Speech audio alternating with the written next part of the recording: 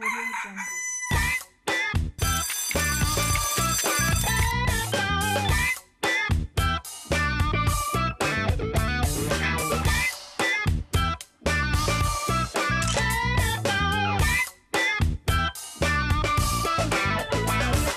Et voilà, mesdames et messieurs, bonjour à tous, bonjour à toutes. Merci d'être avec nous pour Matin Bonheur. Il est exactement 5h55 au sommaire de cette émission. On va vraiment vous distiller, en tout cas essayer de faire en sorte que votre réveil soit vraiment des plus agréables. Et on a essayé de tout avoir, à commencer par Nessindri, qui est là, qui va nous donner la définition de la mondialisation.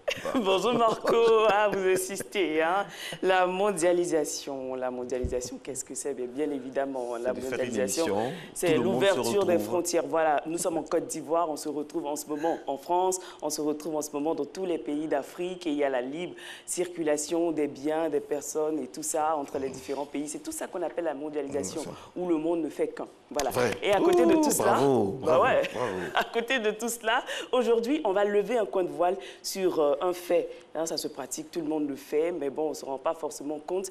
Mais il s'agit très souvent du chantage affectif. Qu'est-ce que c'est? On en parlera dans la dernière partie de votre émission avec notre psychologue Bernadette Asso-Nguesson. Elle également sera là. Avec elle, on parlera français. Inao Zappé, on parlera français. Elle nous dira les bons termes à utiliser. On aura également Cédric Lombardo avec qui on parlera écologie, sans oublier nos différentes capsules et bien sûr nos no comments qui commencent d'ailleurs par la découverte d'un magnifique pays. Il se trouve au nord-est de l'Espagne. Il s'appelle la Catalogne.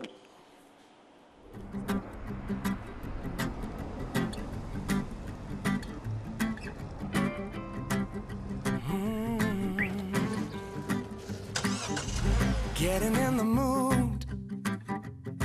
We're gonna have us a good time. What you waiting for? Come on, let's go for a ride. Now's the time. The feeling is right. If you wait, the feeling goes by. Can't believe it. Can it be so true? Yeah, you know it. Well, baby, I got you.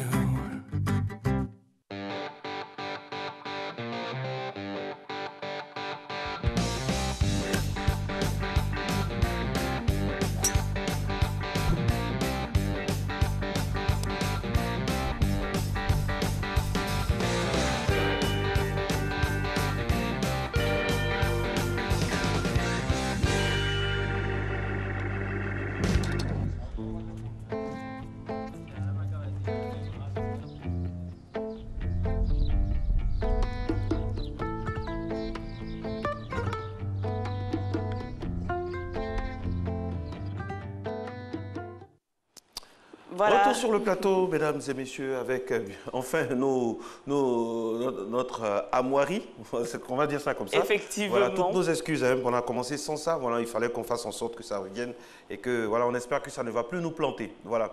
Merci d'être avec nous, mesdames et messieurs. Je rappelle aujourd'hui que nous allons parler français, vous le savez, c'est comme ça tous les mardis. Mais avant d'aller à Madame Inao Zappé, Rachel. En fait, quand vous avez dit mardi, j'ai dit, mais aujourd'hui, c'est quand? Mardi, non, c'est la faute de la mondialisation. Ça passe tellement déjà vite. Et en plus, j'ai une bonne nouvelle à vous annoncer. Ici, très bonne nouvelle. Allez, dites-nous. C'est la fin du mois. Ouais, c'est la bonne nouvelle pour qui? C'est mercredi pour vous surtout. Oh. Mercredi 28 février, le mois de février s'achève. C'est terminé. Vous savez qu'il y a des gens qui sont nés le 29. Et cette année, il n'y a pas de 29. Ils n'auront pas d'anniversaire. Ils n'auront pas d'anniversaire. Mais comment ça se fait? Comment ils fêtent alors ces personnes? Comment ces personnes la fêtent? Bon, elles n'ont qu'à choisir entre. Elles fêtent aujourd'hui ou elles fêtent demain, 1er mars? L'idéal serait de le célébrer le 28 parce que vous êtes né en février, même si février compte 28 jours, vous êtes né en février. Donc si vous fêtez en mars, vous n'êtes plus né en février. Là, il va falloir faire un jour une émission spéciale sur des personnes nées ces jours-là. Franchement, parce que je suis né le 29 février et le 29 février, ça n'arrive pas tous les jours. Par contre, la gym, c'est tous les jours sur Matin Bonheur, la preuve.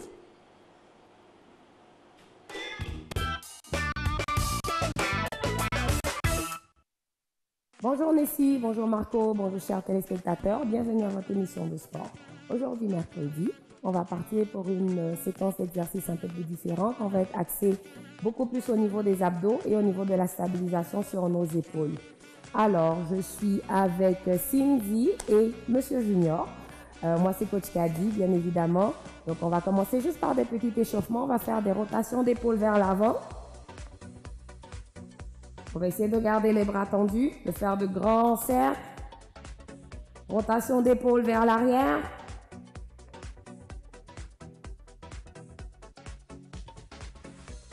On respire. Excellent. On va garder les jambes écartées. On va garder les bras de chaque côté. On va tourner. On va essayer d'aller toucher nos orteils. Et on revient. On change. Hop. Et on revient. Toujours revenir dans le milieu.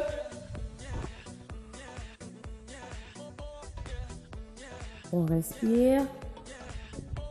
Encore une autre. Une dernière de chaque côté. Dernière. Parfait, excellent. Alors, vous allez essayer de faire de l'espace autour de vous. On peut avoir de l'espace pour pouvoir se déplacer vers l'avant. Premier exercice qui va servir un peu aussi de fin d'échauffement. On va garder les jambes écartées à la largeur des hanches. On va lever les bras vers le plafond. On va descendre. On emmène les mains au sol.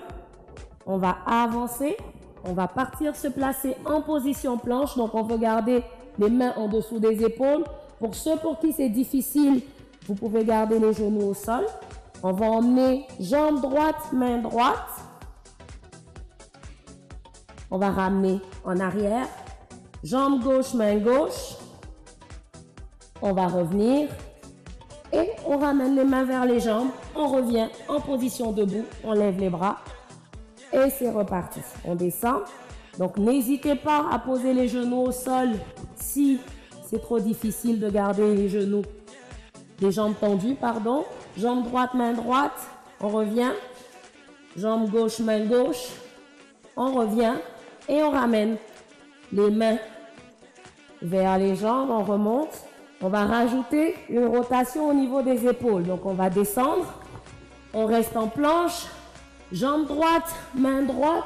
Et on lève le bras droit, on tourne, on regarde la main vers le plafond, on ramène et on change de côté. Jambe gauche, main gauche, on tourne et on revient. On ramène les mains vers les orteils. Une petite dernière, on descend, on avance. Les mains en dessous des épaules, jambe droite, main droite, on tourne. On revient. Jambe gauche, main gauche, on tourne, on revient et on ramène les mains vers les jambes. Excellent tout le monde. Deuxième exercice, on va être au sol. On va être à genoux, on va aller travailler nos abdos. On va s'assurer d'avoir les mains juste en dessous des épaules et d'avoir les genoux juste en dessous des hanches. À mon signal, avec les orteils au sol, on va lever les genoux, on va rester pour 10 secondes. Alors, quand vous êtes prêts, 3, 2, 1, et c'est parti. On lève, 10, 9, 8, 7, 6, 5, 4, 3, 2, 1. On dépose et on respire. Alors, c'est normal si vous avez mal aux épaules, on a notre poids dessus. Essayez de vous concentrer sur le ventre, donc sur vos abdos. Une dernière, et c'est parti, on lève. 10, 9, 8, 7, 6, 5, 4, 3, 2, 1 et on relâche. Excellent. On va s'asseoir sur les chevilles. On va étirer les bras un tout petit peu. Et on va partir s'allonger sur le ventre. Troisième exercice, on va travailler le bas du dos. On va travailler les fessiers. Et encore une fois, un tout petit peu le haut du dos. On garde la tête au sol. On garde les jambes ensemble. On va lever bras et jambes opposées. Et on ramène. Et on change de côté. On lève. Et on revient. Super important de garder toujours la tête, le regard vers le sol. Pour toujours garder la tête alignée avec la colonne vertébrale. Encore une fois, on lève et on revient. Encore une autre, on lève. Une dernière de chaque côté, on lève. On ramène, dernière de l'autre. Et on revient. Excellent tout le monde. On va tranquillement repartir sur les chevilles, on s'étire. Et on relâche. On va revenir tout doucement, on va s'asseoir sur nos chevilles.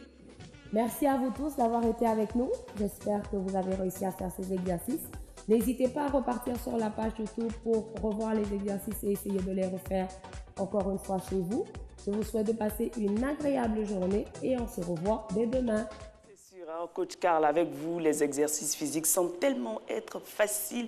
En tout cas, ça donne envie de s'y mettre. Il faut travailler. Ça, vous avez raison. Toujours, vous y mettez jamais. Mais je m'y mets, mais je ne sais pas pourquoi je n'ai pas encore le corps de coach Karl.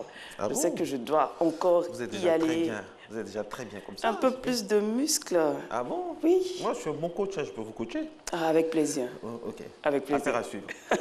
Allez, à côté de tout cela, à côté des muscles, il faut également travailler son cerveau, il faut travailler ses connaissances, il ne faut pas s'arrêter, quel que soit son niveau, quelle que soit sa formation. Il faut toujours aller beaucoup plus haut, il faut pousser, pousser, pousser. C'est d'ailleurs l'objet de ces reportages.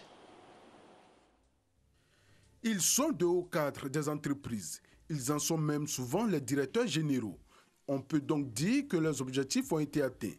Pourtant, ces hauts cadres ne manquent pas d'occasion de chercher à obtenir de nouveaux diplômes professionnels. Mais quelles sont les motivations réelles d'un tel engagement? L'obtention de ces diplômes est-elle nécessaire pour l'entreprise? Vous savez, les besoins en termes de formation sont immenses. Des mutations s'opèrent à tout moment dans notre société. Et donc, il faut pouvoir suivre la cadence de ces mutations. C'est pourquoi il faut pouvoir se former. Tant qu'on a la possibilité de le faire, il faut pouvoir le faire. Ma vision, c'est de m'adapter à la contingence de l'environnement en tant que manager. Donc, dans la réalité, cette formation est un plus-value dans mon objectivité. Et aussi, surtout, avec ce qu'on a déjà appris comme formation empirique, et aussi qui va venir s'ajouter avec la formation théorique de nos formateurs, ça serait beaucoup plus un plus-value pour mon entreprise en quelque sorte. Les problématiques sont nombreuses, sont telles qu'aujourd'hui, on a besoin de marquer cela, d'inscrire cela dans des écrits pour permettre aux jeunes frères, aux jeunes étudiants de pouvoir suivre et aussi de pouvoir résoudre des problèmes. Justement, pour répondre aux besoins des demandeurs de formation, certaines structures internationales existent en Côte d'Ivoire. C'est le cas de cette structure internationale qui, en partenariat avec l'ASM Paris, Académie des sciences du management de Paris, propose l'exécutif d'IBA, un doctorat professionnel.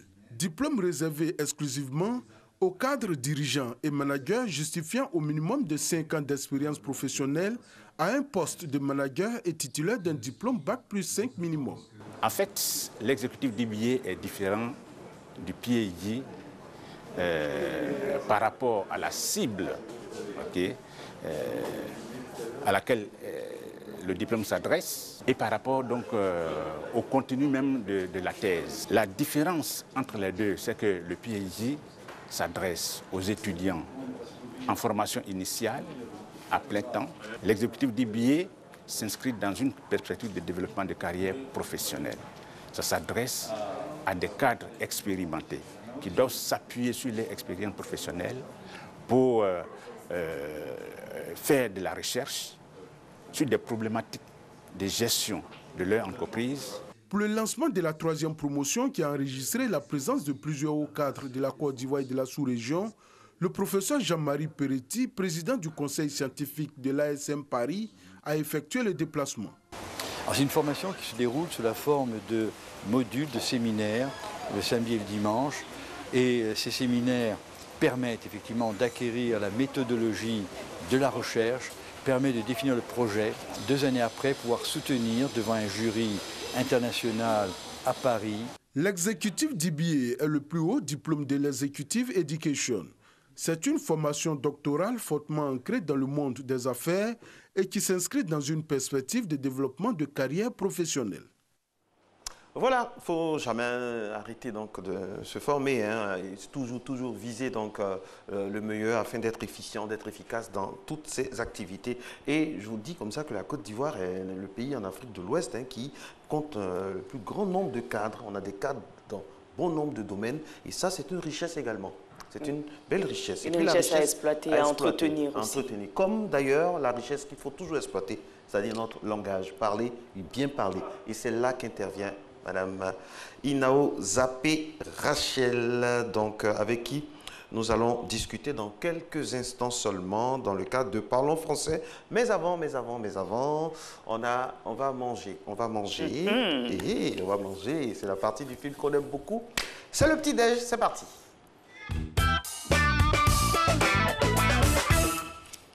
Et on va démarrer avec de l'avocat. Marco, ça entre dans votre régime. Effectivement. De l'avocat. Comment vous savez ça? Bah ouais, je sais, je vous épie. Ah d'accord. Avocat, ça c'est très bon ça. Ouh là là, c'est très bon. Délicieux. C'est bon pour le cœur, c'est bon pour les artères, c'est bon pour la santé. Bref. Ça contient du très bon cholestérol. Oui, du très très bon cholestérol, oui. Parce que vraiment, voilà. Et là, qu'est-ce qui accompagne cet avocat-là? Biscotte, hein. Biscotte. C'est bon. Et puis là, nous avons donc du café. De la confiture. C'est un medley, c'est un patchwork, un tout quoi. Wow. On sent que vous aimez manger, Marco. Ah mais oui, j'aime bien manger. Parce que bien manger... Ça fait du bien. Ça fait du bien. Bien manger et bon manger aussi. Ça manger n'importe quoi pour la santé. En tout cas, merci à toutes ces personnes qui nous envoient ces photos-là pour le petit-déj.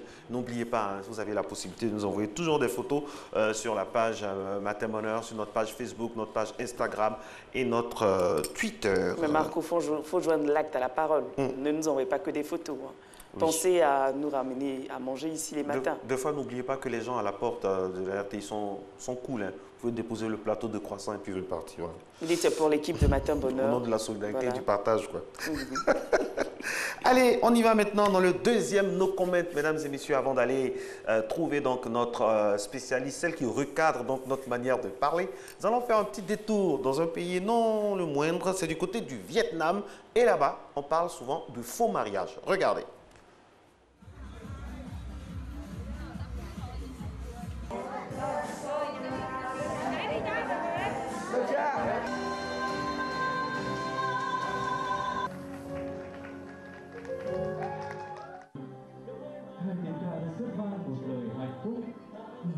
Luôn phủ đầy mật ngọt và luôn tinh khiết trắng.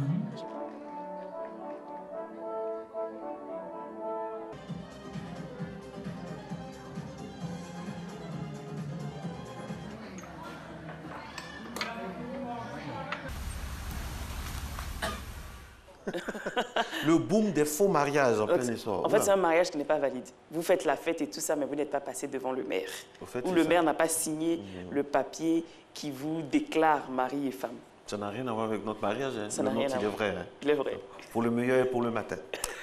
Merci beaucoup. Allez, la suite, Nessie. Et effectivement, elle est là. Marco l'a déjà présentée. Elle est bien installée. Et on va partir directement avec elle. C'est Madame Inao Zappé. Avec elle, on parle français. Bonjour. Je le rappelle qu'elle est mariée, mais pour de vrai, depuis 2009, et on salue respectueusement M. Inao, n'est-ce pas? Je vous en prie, merci. Comment ça va? Ça va. Alors, on va commencer par « je dors ». Les expressions aujourd'hui épinglées, « je dors à X heures »,« reporté à une date ultérieure »,« je vous serai gré » et « on s'appelle ». On commence par « je dors à X heures ». Bien. Dans cette expression, nous allons accrocher d'ailleurs une heure à la lettre X.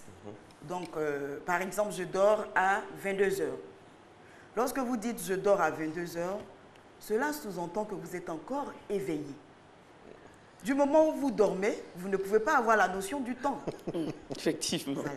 Donc, il n'est pas commode de dire « je dors à 22 heures » ou « je dors à 20 heures ». Non, c'est plutôt « je vais au lit à 22 heures », « je vais au lit à 23 heures » ou à 21 heures. Ou « je dormirai ».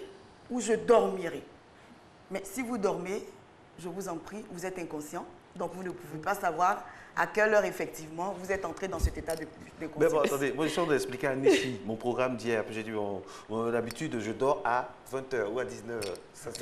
Vous allez au lit, Marco. Ah, d'accord. Vous allez au lit à 20h ou à 21h, mais au moment où Marco dort, je ne pense pas que Marco sache qu'il est en train de dormir. Effectivement. C'est pour ça que l'anglais est plus facile que le français. Les anglophones, c'est plus clair. Oui. Quand je suis en train de faire une action, I'm sleeping. Mais en même temps, je ne peux pas dire I'm sleeping parce que je suis en train de dormir. Je suis en train de dormir. Mais quand je dors, c'est une action qui se fait tous les jours. I sleep. Voilà. I sleep, oui. Mais en français, vraiment. Un peu délicat. Donc, heureusement que vous êtes là. On dit je vais au lit. Je vais au lit lit à 22h. À 22h. On ne peut pas dire je dors à 22h. Voilà. Et c'est tellement vrai. Et on ne se rend pas compte. Reporter à une date ultérieure. Reporter à une date ultérieure. Nous allons prendre le contexte d'une réunion ou d'une assemblée générale. Une assemblée générale avortée. Vous n'allez pas dire que vous reportez cette assemblée générale-là à une date ultérieure. Parce que reporter, c'est quoi? Reporter, c'est remettre quelque chose à une date ultérieure, c'est-à-dire plus tard. Et une date ultérieure, c'est quelque chose qu'on met à plus tard.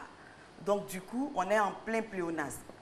Si la réunion est avortée et que la réunion se tiendra à une autre date, on dira la réunion est simplement reportée. Pas besoin d'ajouter date bien la ultérieure. réunion est prévue pour une date ultérieure. D'accord. D'accord. Ensuite, nous avons je vous serai gré. Je vous serai gré. Je me suis intéressée ici aux lettres administratives, que ce soit pour les demandes d'emploi ou les demandes d'aide. Généralement, en fin de lettres, on dira, la plupart de ceux qui écrivent ces courriers-là signent « je vous serai gré ». L'expression est fausse. Elle n'est pas dans son contexte. Parce que gré ne s'emploie pas du tout avec le verbe être. Non, pas du tout. Il s'emploie avec le verbe savoir. Donc l'expression idéale, c'est je vous saurai gré et non je vous serai gré. Je vous saurai. Je vous saurai gré. Ce qui sous-entend que je saurai être reconnaissant au bienfait. Je saurai être reconnaissant au service que vous allez me rendre. Effectivement. Et non, je suis reconnaissant. Parce que le service n'est pas encore rendu. N'est pas encore rendu. Donc, je vous saurai gré. D'accord. Ok. Et on s'appelle? Bien. On s'appelle, communément utilisé dans notre langage. Vous êtes avec un ami, vous devez vous séparer. Et vous avez l'intention, bien sûr, d'avoir de ses nouvelles. Généralement, on dit, bien, cher ami, on s'appelle. Non, je vous en prie, vous ne pouvez pas vous appeler. On s'appelle, deux personnes qui communiquent ne peuvent pas s'appeler au même moment. Donc, je t'appelle ou tu m'appelles. Mais mieux, nous restons en contact. On garde le contact. Voilà. Mais vous ne pouvez pas dire on s'appelle.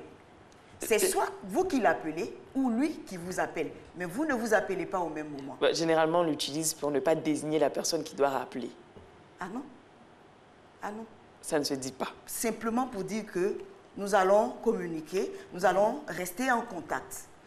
Mais pas pour dire qu'on ne peut pas désigner la personne. Non. C'est vrai que le « on » ici renvoie à un pronom indéfini, mais attention, les interlocuteurs se connaissent. Donc, si ce n'est pas X, ce n'est pas Pierre ou ce n'est pas Paul, si ce n'est pas Pierre, Paul appellera. Si ce n'est pas Paul, Paul appellera Pierre. Donc, il faut faire très attention. On garde le contact. On garde le contact. Nous restons en contact où je t'appelle ou tu m'appelles. Okay. C'est des spécificités. Alors, donc c'est ce qu'on devait voir aujourd'hui. Oui. Alors, on a d'autres informations à donner parce qu'on profite chaque fois de votre présence ici pour voilà, faire un peu le point. Voilà, je vais revenir un peu sur deux verbes qui commencent à disparaître dans la langue française. Le verbe échoir et le verbe choir. Le verbe choir, d'ailleurs, que nos enfants utilisent généralement dans le langage familier, dans l'argot. Par exemple? Je vais te choyer. Voilà. C'est choyer. C'est choyer. En réalité, c'est un verbe qui existe. Soyer, eux, ils disent c'est soyer. Soyer, est-ce qu'ils disent choyer? Il m'a choisi. Ok. Voilà, c'est ce que les enfants disent généralement. Et quand ils disent « il m'a choisi », ça veut dire qu'il m'a livré. Il m'a soie. En fait, c'est avec S ou c'est avec CH? Moi, je l'utilise avec il est soigné, il m'a soigné, il m'a soie. Il m'a mis soie, c'est ça, non? Avec soie. Mais le verbe « choix » sous-entend se laisser tomber dans un fauteuil, par exemple. Donc, c'est un verbe qui existe, mais malheureusement, il n'est pas utilisé. Et nous avons aussi le verbe échoir. Échoir ici, quand nous prenons le cadre de l'héritage, par exemple, on dira d'un individu que l'héritage de son père lui est échu. Ça, donc, lui revient de droit. C'est un verbe difficile à conjuguer. L'héritage de son père lui est échu. Lui est échu. C'est un verbe qui se conjugue seulement à la troisième personne, que ce soit du singulier comme du pluriel. Un peu comme il pleut. Oui. Oui, il pleut. Voilà. Donc, un exemple avec choix dans le fauteuil. Ce jeune homme s'est laissé choir. Dans le fauteuil. Dans le fauteuil, simplement. Ok. Choir, c'est se laisser tomber. Wow. D'accord. Et puis, si on a un bouton... Allez-y, on a du temps. Allez-y. Nous avons qu'il faut revenir aussi sur certains pléonasmes. Il n'y a que dans notre langage, il y a beaucoup de pléonasmes. Je vais prendre un pléonasme commun dans le contexte médical, surtout de la médecine tradipraticienne. On parle de panacée universelle. Une panacée, qu'est-ce que c'est? Une panacée, c'est un remède universel. Alors, associer panacée à universel, ce serait encore faire un pléonasme. Donc, universel devient de trop. Simplement une panacée, puisque la panacée, c'est un remède universel. Et puis, nous avons tellement communiqué, nous avons au niveau du téléphone le bip sonore. Un bip est déjà sonore. Un bip, il est déjà sonore. Il est déjà sonore. Quand il fait tank, c'est un son. C'est ce qui symbolise même le bip. Voilà. Un donc bip il sonore. faut faire attention, le bip n'est pas sonore, c'est un bip simplement. Un bip, d'accord. Et ensuite, on boit vos paroles, on vous écoute, on note. Vous prenez note. Nous avons la topographie des lieux. La topographie des lieux. Qu'est-ce qu'une topographie? C'est l'état des lieux? C'est l'état des lieux.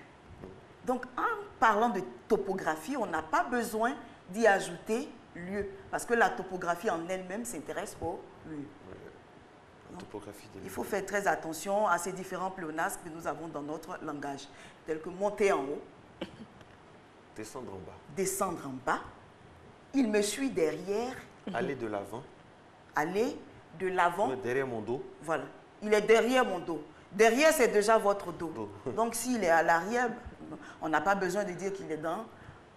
Il est derrière mon dos. Est-ce que ça se dit aller de l'avant? On a eu un débat la dernière fois. Aller, puisque quand on va, c'est déjà... Quand on va, normalement, c'est de l'avant. Mais aller de l'avant est une expression qui est employée pour simplement sous-entendre qu'on progresse. Voilà ce qu'elle sous-entend. Aller de l'avant, c'est progresser. Aller de l'avant, c'est progresser. C'est progresser. Son travail s'améliore, il va de l'avant. Donc, il progresse. L'avion a pris son envol.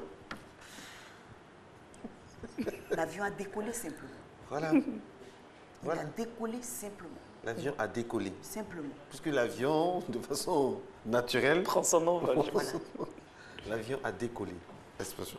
Donc, dans notre langage, il y a beaucoup de pléonasmes. Ah oui, beaucoup. Alors, on va faire un récapitulatif, mesdames et messieurs. Donc, aujourd'hui, tour à tour, nous avons appelé les expressions suivantes. Je dors à X heures. Je dors à X heures. Quand vous dormez, vous ne pouvez pas être conscient de l'heure à laquelle vous dormez. Donc, vous ne dormez pas, mais vous allez plutôt au lit. Donc, je vais au lit à 20 h ou je vais au lit à 22 h. Également, reporter à une date ultérieure. Reporter à une date ultérieure, c'est un pléonasme. Lorsque c'est reporté, lorsque quelque chose est reporté, c'est une chose qui est remise à une date ultérieure. Donc, reporter simplement. Reporter simplement. Simplement. Et quand on dit reporter sine die? Sine die, c'est pareil. Là aussi, c'est... Non, là, l'expression, elle sort du latin, elle est acceptable. D'accord. Je vous serai gré. Je vous serai gré, l'expression est fausse. C'est plutôt je vous saurai gré. Parce que gré, qui est la gratitude, s'emploie avec le verbe savoir et non le verbe être. Et on a terminé avec on s'appelle. On s'appelle, vous ne pouvez pas vous appeler au même moment. Donc, je t'appelle ou tu m'appelles ou simplement nous restons en contact. Ah, d'accord. Eh oui, c'est pas facile du tout. En tout cas, merci à vous, Madame Inao Zappé Rachel. Et puis, on vous souhaite une très bonne journée. Et on s'appelle, pardon, on garde le contact. Oui, merci, Marco. On garde le contact afin de vous avoir ici mardi prochain. Mardi prochain, on va... Mercredi prochain. Pourquoi je suis dans mardi, je sais pas. C'est mon jour préféré en plus, mardi. Alors, mercredi prochain, on va parler de quoi, Madame? Mercredi prochain, je vais épiloguer sur l'expression, on dit généralement Dieu faisant. Nous allons chercher à redresser cette... Dieu faisant, Dieu voulant, on dit ça souvent. Il faut faire très attention. Il faut faire très attention. Oui. Ok. En tout cas, que Dieu vous accompagne tout au long de cette journée. C'est tout ce qu'on vous souhaite. Que la grâce de Dieu se repose sur vous. Amen. Amen.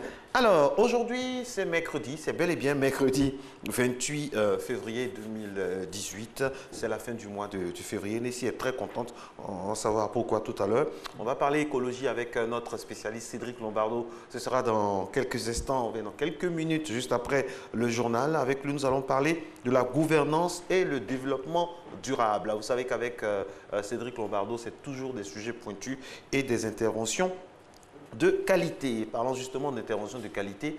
Dans la rubrique famille, aujourd'hui, notre psychologue, Mme Bernadette Assou-Nguessan, nous parlera du chantage affectif. Comment s'en sortir? Si vous êtes victime du chantage affectif, voilà, que ce soit par vos enfants, par votre conjoint, par votre frère, par votre soeur, eh bien, envoyez-nous des questions que nous ferons fort donc d'exposer, de poser à notre spécialiste. Vous connaissez le chantage affectif? C'est que ça. Vous n'avez pas vécu ça, vous, ça va, ça va. Vous me faites tout le temps du chantage affectif. Du chantage affectif? Oui, mais si vous ne faites pas ci, je vous ferai ça. Si vous ne faites pas ci, Marco, tout le temps, il me fait chanter. C'est un maître chanteur, Marco. C'est de la danse affective, c'est pas du chantage affectif. Le journal, ce sera dans quelques instants ici avec... Avec Maïsako, elle ne fait pas chanter, elle ne fait pas du tout chanter. Elle fait danser aussi. Mais aujourd'hui, il fait un tout petit peu froid, je ne sais pas s'il va pleuvoir, on ne sait pas. Mais peut-être que la météo nous le dira. Voilà, la météo.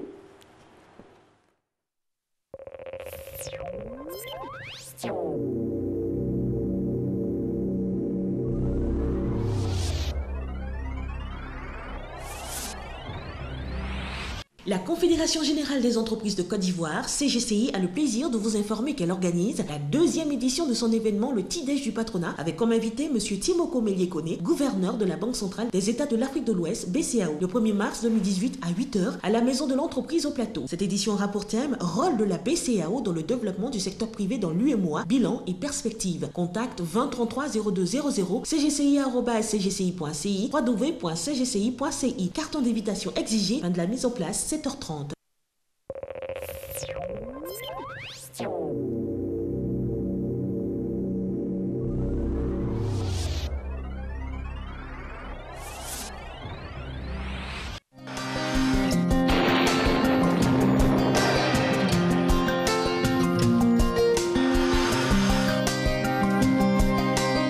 MTN, everywhere you go. Mesdames et messieurs, bonjour. La matinée sera faite de nombreux passages nuageux sur les régions côtières et forestières, parfois accompagnés d'averses. En allant vers les régions plus au nord, le ciel se débarrassera de plus en plus de ces nuages et le soleil fera de bonnes apparitions dans les régions du nord et vers les frontières.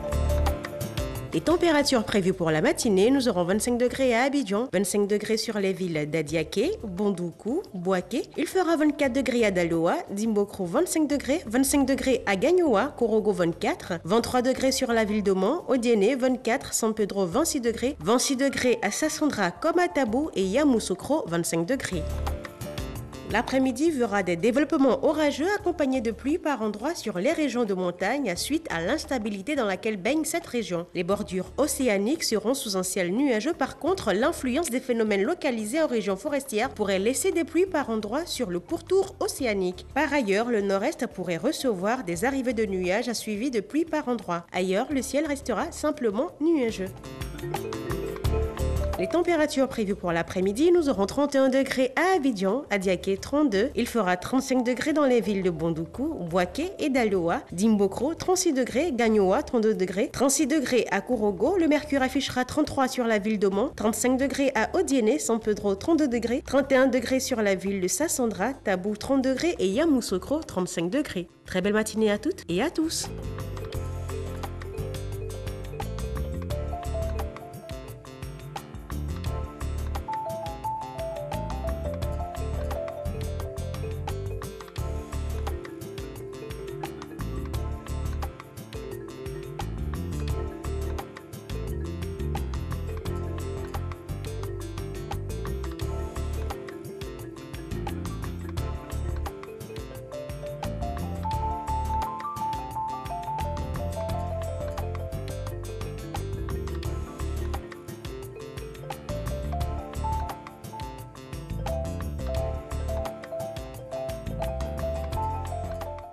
MTN, everywhere you go.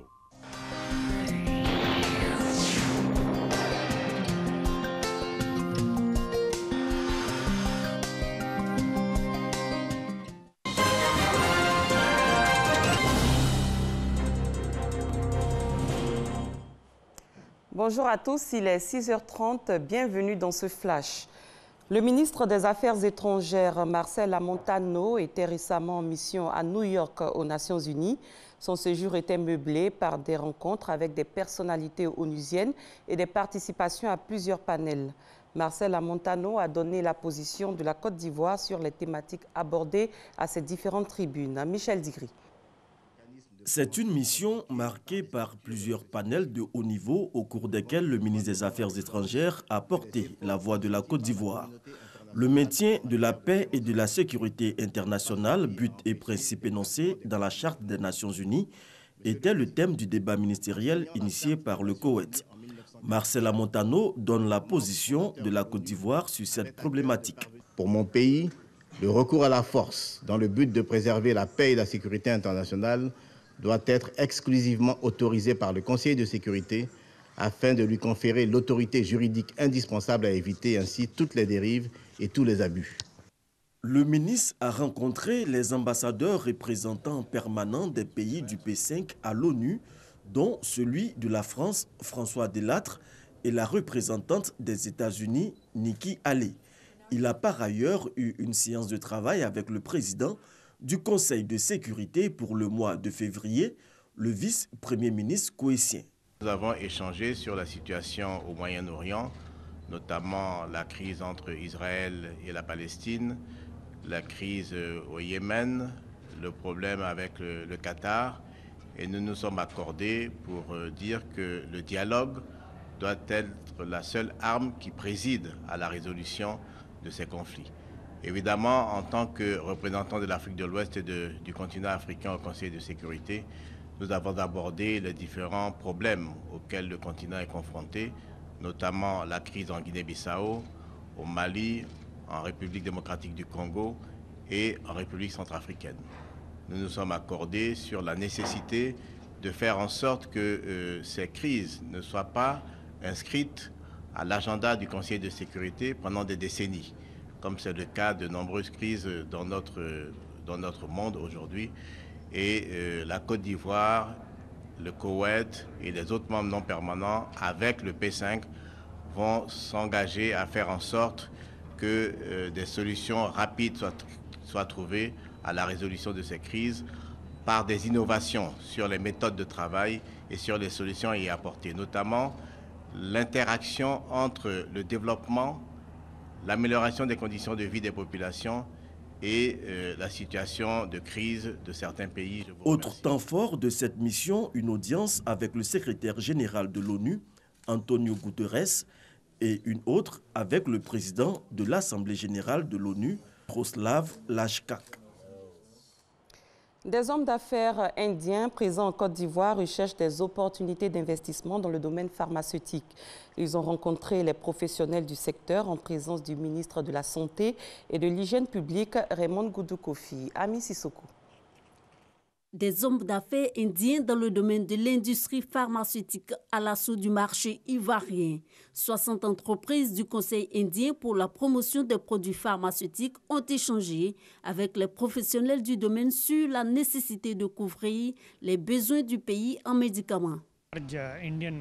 La raison de leur présence aujourd'hui, c'est d'évaluer les potentialités du marché ivoirien avec deux objectifs en vue. Le premier étant d'évaluer comment ces entreprises pourraient installer des unités de transformation, de fabrication de médicaments ici ou des unités de conditionnement de produits pharmaceutiques.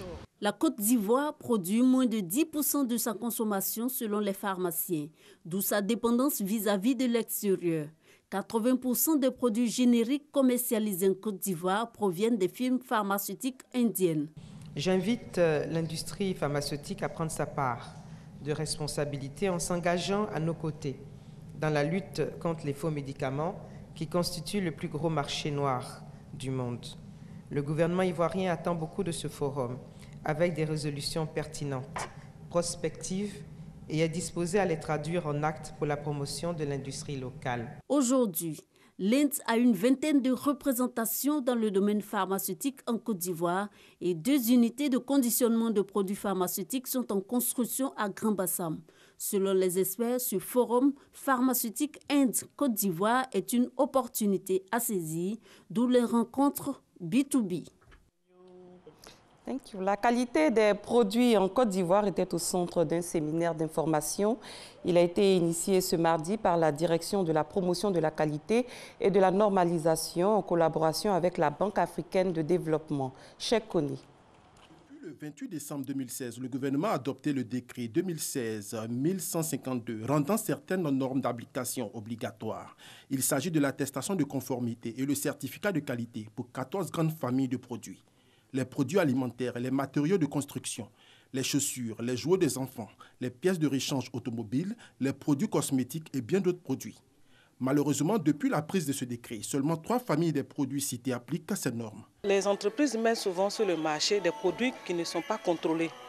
Donc quand les produits ne sont pas contrôlés, on n'est pas sûr de leur qualité. Donc c'est vraiment pour obliger les entreprises à maîtriser la qualité de leurs produits avant de mettre sur le marché que l'État est obligé de rendre les normes de ces produits-là obligatoires. Au regard des enjeux que représente ce dispositif réglementaire et de l'impact que cela pourrait avoir sur les entreprises, la santé et la sécurité des populations, cette campagne d'information vise à sensibiliser dans un premier temps l'ensemble des entreprises issues des secteurs d'activité concernés. Nous avons des organismes d'évaluation de la conformité qui vont faire leur travail à un moment donné pour évaluer le niveau d'utilisation des normes. Et s'il se trouve que certaines entreprises ne respectent pas ces normes, elles vont subir la rigueur de la loi. Durant 2 jours d'échanges et de concertation, au cours des séances plénières, l'objectif final est d'atteindre une meilleure appropriation du projet et la production d'un plan d'action en vue d'améliorer le niveau d'application de ces normes. Car pour l'heure, les entreprises ivoiriennes ne sont pas les meilleurs élèves en matière de démarche qualité. Seulement 3% des 1500 entreprises formelles qui constituent le secteur privé ivoirien sont certifiées. La Côte d'Ivoire va bientôt se doter d'abattoirs de volailles modernes. Au 3e jour du Salon de l'agriculture de Paris-Versailles, la lettre de confirmation pour l'équipement de ces abattoirs de volailles a été signée par le ministre des Ressources animales et halieutiques et les différents partenaires du projet. La phase pilote concerne la construction de 7 abattoirs dans 7 régions du pays. Le point de notre envoyé spécial, Hugues Hervé-Blé. Le salon de l'agriculture, cette année encore, n'aura pas failli à sa réputation de ferme géante. 360 races y sont exposées, soit plus de 4000 animaux. Pendant 10 jours, vaches, taureaux, chèvres, moutons, béliers et cochons, mais aussi des animaux de basse-cour, s'offrent au regard bien souvent admiratif de milliers de visiteurs du salon. Curiosité et admiration ne manquent pas de se mêler devant des espèces de toute beauté et tout aussi rares. Un stand retient de façon particulière l'attention du ministre Kobenan Kwasi Adjoumani et pour cause. Nous sommes en train de visiter la volaille traditionnelle. Nous avons au niveau de la Côte d'Ivoire mis en place une politique de développement de la volaille traditionnelle à partir d'un projet dénommé « Une femme, un coq, 10 poules ». Notre objectif, c'est de pouvoir faire venir des coqs performants que nous allons croiser avec les poules de chez nous. Développer l'élevage de volailles, cette préoccupation n'est pas la seule concernant ce secteur. Le ministre est aussi désireux d'offrir des conditions idéales d'abattage à la Côte d'Ivoire. Pour le moment, nous avons retenu 7 abattoirs. Ce sont des abattoirs pilotes. Nous venons de signer avec nos partenaires au développement qui sont prêts donc, à aller construire ces abattoirs-là. Nous sommes dans la phase d'exécution avec l'identification des différents prestataires. 7 abattoirs qui vont pouvoir abattre dans un circuit d'hygiène, de biosécurité, environ 55 millions de volailles. Nous allons apporter l'ensemble de notre savoir-faire de manière à ce que ces abattoirs soient vraiment des abattoirs pilotes et qui soient irréprochables au niveau de la qualité. Déjà, à Abidjan ont été signés les documents relatif à la construction de 5 abattoirs avec les Sud-Africains lors du dernier Sahara au Salon de l'agriculture viennent donc d'être signés, ceux qui concernent 2 autres abattoirs et cette fois-ci avec les Français. Coût total du projet de construction des abattoirs en Côte d'Ivoire, un peu plus de 17 milliards de francs CFA.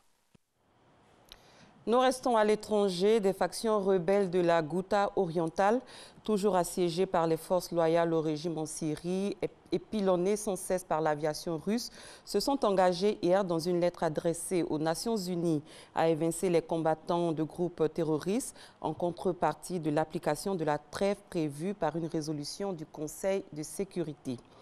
Ce 28 février s'ouvre la conférence de Kaboul pour la paix en Afghanistan.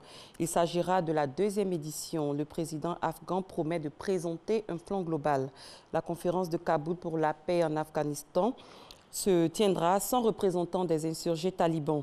Ceux-ci contrôlent aujourd'hui 40% du territoire et mènent régulièrement des attaques contre les forces de sécurité afghanes et les forces étrangères. Ainsi s'achève ce 6h30. Merci de l'avoir suivi. Très bon début de journée à tous et à toutes. Merci Maï. Merci beaucoup Maï. Merci On vous retrouve demain. Marco. Exactement. Super. Alors, il est bien installé, hein, monsieur Cédric Lombardo. Je ne sais pas pourquoi, chaque fois que je vous vois, je pense à Patrick. Je ne sais pas. C'est Cédric Lombardo avec lui. On parlera écologie. Les problèmes donc, de prénom de Nissi. Le jingle, on revient après. Patrick, Cédric. En tout cas, ce qui est sur nous, avec nous, c'est Cédric Lombardo. Jingle.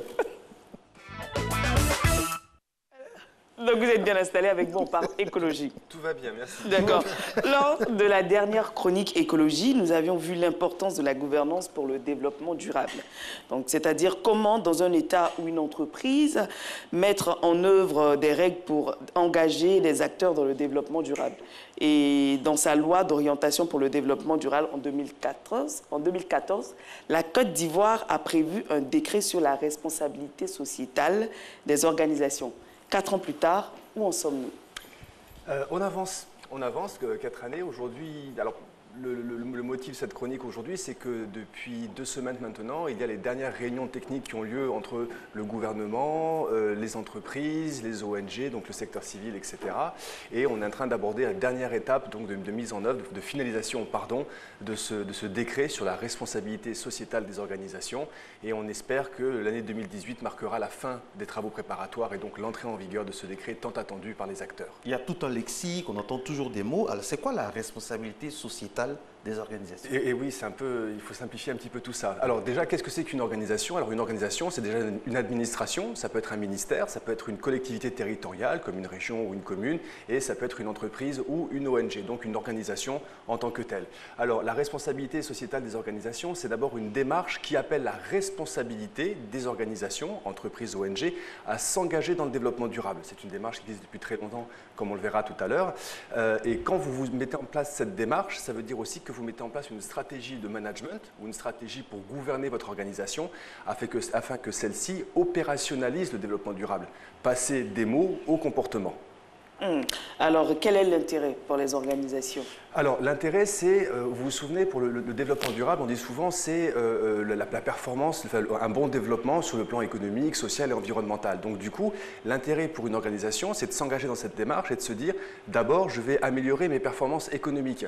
Si je prends l'exemple d'une entreprise, sa première responsabilité, c'est d'être performante sur le plan économique. Sinon, elle va mourir, parce qu'elle ne gagnera pas d'argent, et tout le travail pour le développement durable qu'elle va faire va disparaître. Donc, la performance économique, ça veut dire performance technique, bien gérer ses ressources, performance de ses ressources humaines, etc. etc.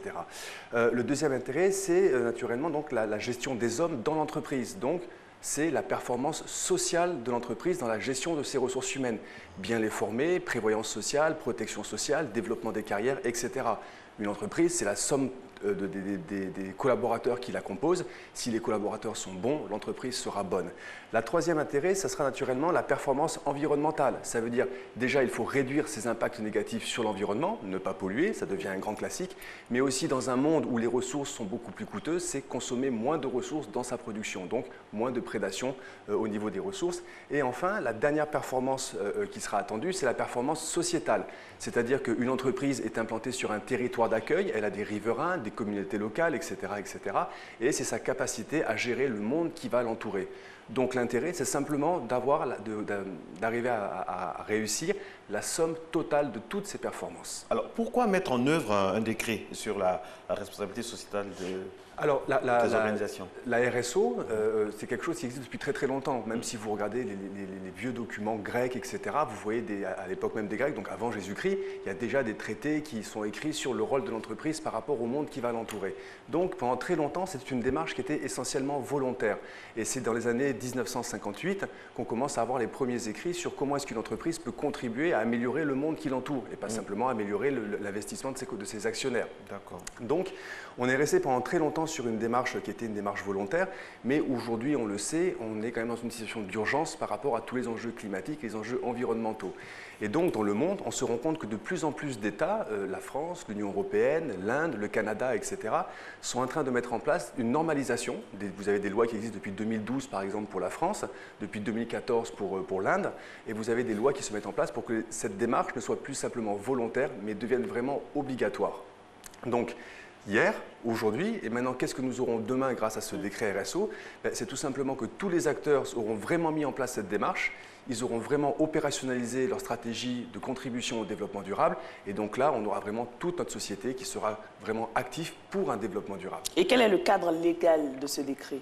Alors, le cadre légal, vous l'avez dit tout à l'heure, on a la loi de 2014, loi d'orientation et développement durable, qui a été prise par l'Assemblée nationale, et c'est le premier vrai texte qu'on ait dans la belle architecture légale que nous avons en Côte d'Ivoire, qui se met en place pour un développement durable.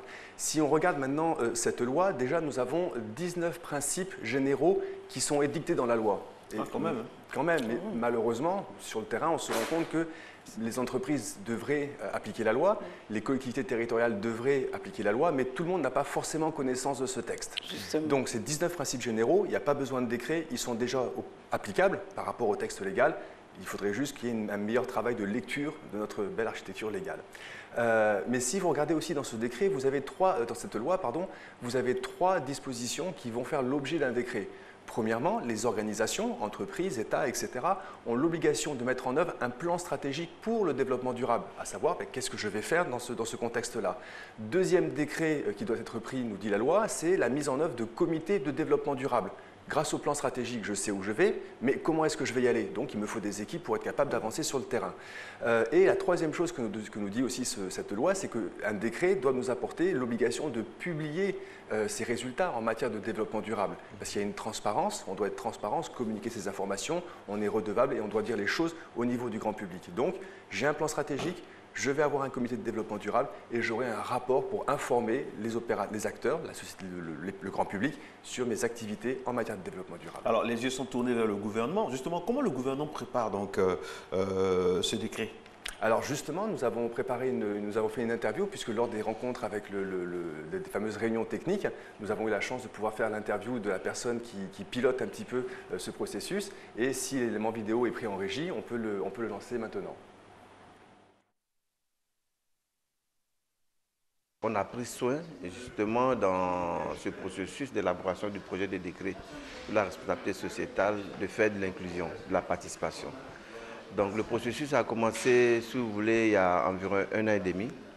Donc il y a eu toute une série de consultations avec les groupes d'acteurs. Il y a eu plus de 3 ou 4 ateliers techniques. Le processus a été très participatif et inclusif.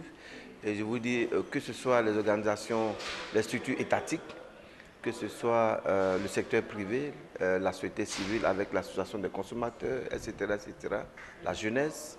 Donc, tous ces acteurs-là ont été impliqués dans l'élaboration de ce projet de décret qui va faire l'objet d'une relecture ce matin. L'État a pour rôle justement d'encadrer, d'inciter l'ensemble des acteurs pour aller au développement durable. Donc, on ne peut pas mettre en œuvre une politique sans essentiellement 2 instruments. Les instruments économiques et les instruments juridiques. Donc la mise en place de ce décret va permettre tout simplement d'encadrer, d'accompagner, d'inciter, de peut-être distinguer les entreprises éco-responsables. La prochaine étape, justement, c'est de pouvoir introduire ce projet de décret au niveau du gouvernement, au niveau du secrétariat général du gouvernement. Et ça va suivre son cours et on espère en 2018 avoir ce décret tant attendu par les différents acteurs de terrain. Voilà, de retour sur le plateau, on a eu là droit à l'interview de docteur Alain Serge Kouadio, directeur de l'économie verte et de la responsabilité sociétale. Donc maintenant, comment l'administration et les entreprises réagissent-ils à ce projet de décret et qui va prendre en compte le développement durable obligatoire ?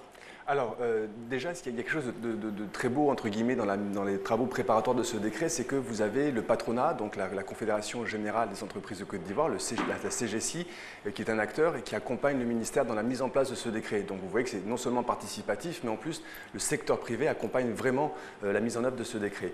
Et donc, quand on a eu la chance d'avoir cette réunion technique pour faire avancer un petit peu les travaux, on a aussi pu poser la question à deux acteurs. On a demandé à un représentant de la RDCI, Assemblée des régions et districts de Côte d'Ivoire, comment est-ce que lui percevait cet élément. Et on a aussi demandé à la représentante de l'Ordre des experts comptables, donc qui représentait l'Ordre des experts comptables pendant ces travaux, quelle était son appréciation justement de ce décret. Et c'est le deuxième élément vidéo que la régie pourra nous proposer. Il faut dire que depuis 2015, les collectivités ivoiriennes, depuis la rencontre de Yamoussoukro, ont décidé d'intégrer dans le plan de développement, le développement durable. C'est une approche assez intéressante aujourd'hui qui permet aux collectivités de mettre en place des outils les permettant d'accompagner durablement le développement de leur territoire. Et à ce niveau, il y a ce qu'on appelle le reporting qui chaque année nous permet de communiquer sur les aspects que nous développons, que nous mettons en avant dans le cadre d'une initiative de développement durable. Donc j'estime que la RS aujourd'hui est une démarche qu'il faut s'approprier, intégrer dans nos actions de développement. Il est important et louable que le dispositif stratégique des entreprises s'étende aux dimensions environnementales, sociétales, parce que jusqu'à présent le pilotage s'effectue surtout sur le plan financier, mais il est important que ce dispositif soit étendu aux autres aspects de la vie des entreprises. L'intérêt d'établissement d'un rapport sur son développement durable et surtout de la transmission de ce rapport réside dans le fait qu'il s'agit pour l'entreprise de pouvoir suivre la réalisation des objectifs qu'elle s'est assignés et donc de pouvoir, avec une certaine périodicité, prendre des actions correctives nécessaires. Nous espérons vraiment que cette mesure soit, avec le temps, qu'elle rentre vraiment dans les usages, parce que autant les aspects financiers, économiques sont importants, autant les dimensions humaines, les dimensions environnementales sont importantes, puisqu'il y va de notre avenir, il y va de l'avenir de notre planète. Énormément d'attentes de la part de toutes les organisations, tant publiques que privées. À l'instant, donc, interview de M. Moustapha Silla, représentant de l'ARDCI, et puis donc, tout de suite là, Mme Isouata Koulibaly, de l'Ordre des experts comptables de Côte d'Ivoire. Quelles sont les prochaines étapes de ce décret ? Alors, il y a encore à peu près 3 semaines de travail sur certains éléments techniques par rapport à ce décret. À partir de là, je pense qu'on aura vraiment définitivement terminé tout le travail. Mais ce qu'il faut aussi regarder, c'est que il y a les éléments qui sont bien et puis il faut aussi faire des encouragements dans les travaux qui se mettent en œuvre. C'est que quand on regarde la loi nous dit un plan stratégique de développement durable, un comité de développement durable pour appliquer ce plan stratégique et la publication d'un rapport pour informer le grand public et puis pour informer les parties prenantes de l'entreprise. Le décret en cours a bien mis en place les éléments relatifs au plan stratégique. Il a bien prévu les éléments relatifs au rapport de développement durable et vous avez vu que notre représentant de l'expert comptable et même de la RDCI ont loué entre guillemets cet outil d'information, mais il nous manque encore le décret qui doit mettre en place le comité de développement durable. Donc c'est comme si j'avais la voiture, le plan de route, mais que je n'avais pas fait le carburant. Puisque si dans l'organisation, vous n'avez pas ce comité de développement durable qui se met en place, comment sommes-nous sûrs que dans tous les aspects de l'entreprise, dans tous les aspects de l'administration, la stratégie de développement durable se mette en place. Donc, côté plan stratégique, c'est OK. Côté rapport de développement durable, c'est OK. Le décret suit son cours. Il nous manque maintenant ce dernier élément exprimé par la loi. Et là, aucun travaux pour l'instant n'ont véritablement commencé. À quel moment ça commencera? On a une idée plus ou moins? Alors c'est un petit peu un débat parce que c'est vrai que dans les échanges qu'on a avec le ministère, on leur pose cette question en disant mais puisque ce décret est déjà lancé, qu'il nous a fallu tant de temps pour le mettre en place, pourquoi ne pas intégrer simplement ce comité à l'intérieur, puisque la loi le dit. Et alors après, vous avez aussi des rôles par rapport aux différentes administrations, aux différentes organisations de l'État. Et là, ils sont en train de regarder justement, est-ce qu'on peut y aller maintenant, est-ce qu'on peut l'intégrer, ou est-ce que ça sera un décret futur. Mais comme on l'a très souvent dit à ce plateau, il y a un temps qui est réel, le temps de l'environnement, et il y a un temps qui est le temps du politique. Et cette difficulté que nous avons à chaque fois, c'est que les deux arrivent à aller un petit peu ensemble. Est-ce que cela n'est pas dû à certains enjeux parfois? Parce que qui dit entreprise, dit organisation, dit énormément d'enjeux. Est-ce qu'il n'y a pas des enjeux vraiment? Et puis c'est dangereux également, on va dire ça comme ça, d'être dans une situation un peu, oui, un peu absolument. floue. Alors, déjà, quand une entreprise est vraiment diligente et qu'elle veut véritablement appliquer ce qui sera la loi de Côte d'Ivoire et la loi future de Côte d'Ivoire, elle n'attend pas un décret, elle se met déjà en place. Vous avez plusieurs entreprises en Côte d'Ivoire qui sont déjà actives sur cette thématique-là, qui publient leurs rapports, qui ont leur comité de développement durable, etc. La deuxième chose, c'est que de plus en plus, les entreprises arrivent à comprendre que face aux enjeux actuels, il est important pour elles de s'engager dans cette démarche-là. Parce que mettre en place un développement durable, c'est aussi des stratégies d'économie, consommer moins d'eau, moins d'électricité, moins de ressources. Donc il y a des gains économiques pour eux qui sont en attente. C'est aussi créer de nouvelles opportunités d'affaires. Vous avez une entreprise en Côte d'Ivoire qui fait du bois, qui a récupéré les sciures de ces bois pour faire des biofertilisants, pour faire des engrais organiques. Vous avez une autre entreprise en Côte d'Ivoire qui a de gigantesques plantations de palmiers à huile. Et comme tous les 25 ans, on abat nos palmiers à huile, elle se dit, mais finalement, tous ces troncs de palmiers à huile, tous ces stipes qui sont devant moi, est-ce que je les laisse pourrir ou est-ce que je les valorise pour faire de l'électricité avec? Donc, il y a certains acteurs qui, eux, vont rester sur la défensive et c'est pour ça, malheureusement, que cette réglementation est nécessaire, mais vous en avez d'autres qui ont parfaitement compris que nous sommes dans un nouveau monde, de nouvelles technologies. Les technologies de nos parents étaient bien, même si elles étaient polluantes, c'était l'état de la technologie à l'époque. Aujourd'hui, de nouvelles technologies sont disponibles, on consomme moins de ressources, on développe de nouvelles opportunités d'affaires et c'est véritablement dans cette démarche-là qu'on doit partir maintenant. En attendant le décret, la loi, tout ça, qu'est-ce que le gouvernement prévoit pour motiver ceux qui sont encore à la traîne? C'est une très très bonne question parce que quand un gouvernement va agir, il a deux mécanismes. Des mécanismes qui sont coercitifs, avec des sanctions qui se mettent en place, et puis des mécanismes qui sont des mécanismes incitatifs. Et naturellement, quand on parle de gouvernance, moi j'aime bien ce terme d'architecture légale, on a d'abord le décret qui va mettre les choses en place. Un des travaux qui sont en cours au niveau de la réunion technique avec les parties prenantes pour la mise en place de ce décret, c'est quelles sont les stratégies d'accompagnement que l'on peut mettre en place. Donc on est en train de travailler aussi sur ces éléments-là. Mais parallèlement à ça, vous avez un travail qui est fait par le gouvernement et toujours en partenariat avec le secteur privé sur la fiscalité verte. On en avait discuté à un moment, on parlait par exemple de l'introduction de nouveaux véhicules en Côte d'Ivoire. On a des véhicules qui sont des véhicules un petit peu polluants, on a des véhicules qui sont des véhicules électriques ou des véhicules hybrides qui sont non polluants.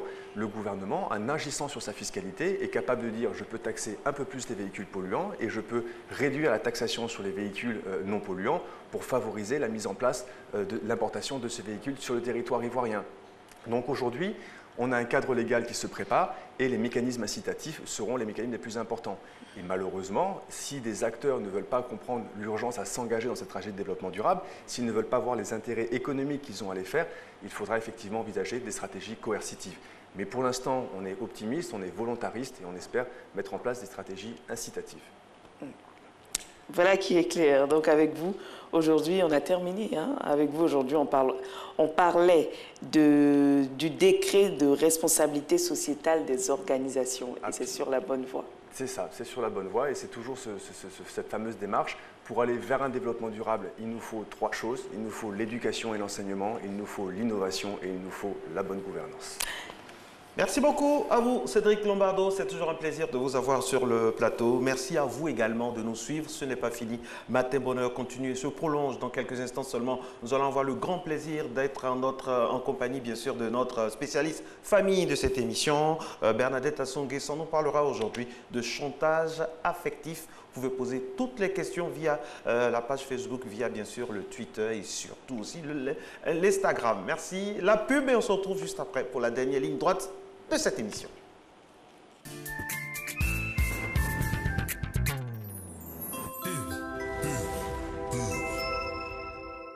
Abonnez Move.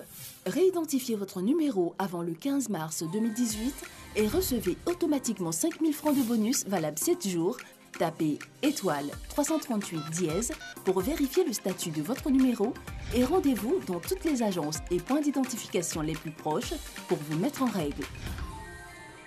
Profitez.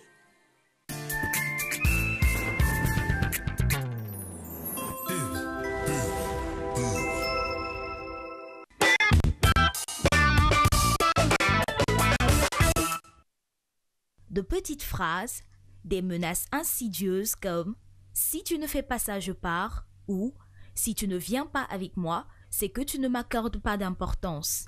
Des situations qui peuvent vous mettre mal à l'aise et ainsi vous faire revenir sur des décisions ou vous faire sentir coupable. Ce comportement a un nom. Le chantage affectif, c'est déjà emmener quelqu'un à vous aimer sans son consentement. À mon avis, faire du chantage à son compagnon, ce n'est pas nécessaire.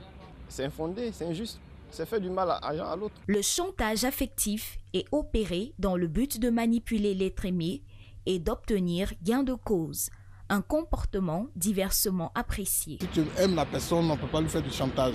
C'est-à-dire peut-être que tu n'es pas sûr de toi-même pour avoir quelque chose de cette personne qu'on lui fait du chantage pour pouvoir avoir cette chose. En amour, je pense que ce n'est pas la bienvenue pour faire chanter à une personne. Soit on aime la personne et on aimerait que les choses aillent bien, mais le faire chanter, je pense que ce n'est pas une bonne chose, quoi.